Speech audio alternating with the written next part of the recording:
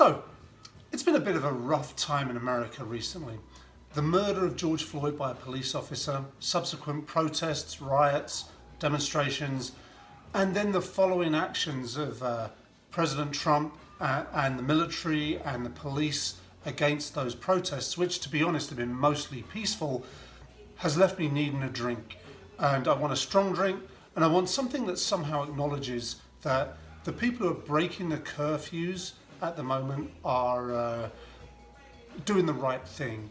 I read something interesting today, which was that curfews have historically been used in America to curtail protests, legitimate protests by people of colour. So it feels to me that this is a similar process that's going on here. And so the drink I decided to drink and to share with you today is the Boulevardier. Its literal translation is Man About Town. Actually, I don't know if that's a literal translation, but it's the one that I read.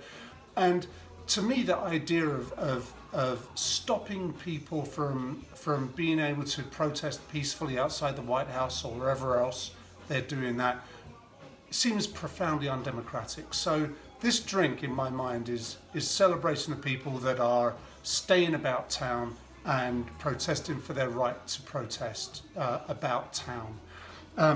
It's a super easy drink. It's a 1920s drink, I think, just 3 ingredients, and it's very similar to a Negroni, except instead of gin, this is a whiskey drink, or rye, and I'm using George Dickel rye whiskey today.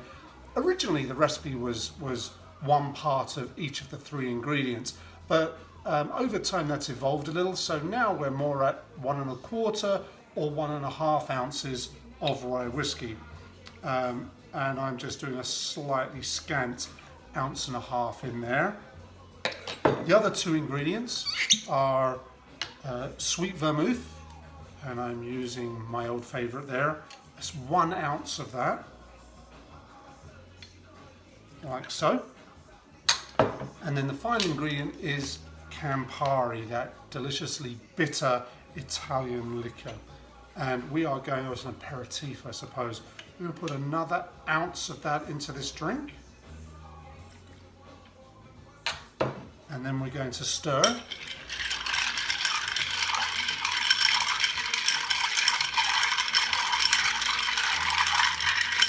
nice and cold on the outside of the mixing glass.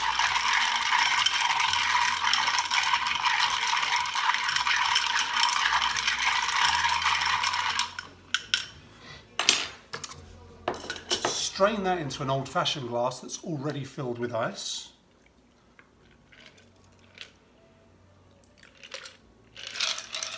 And then the garnish on this is either, it says either a twist of orange, which always looks kind of nice, that colour in there, or a cherry.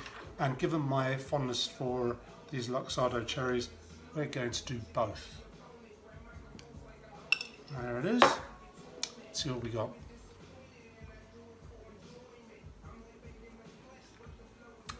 That's delicious and a worthy tribute to the people who are about town and protesting the curfew. Cheers.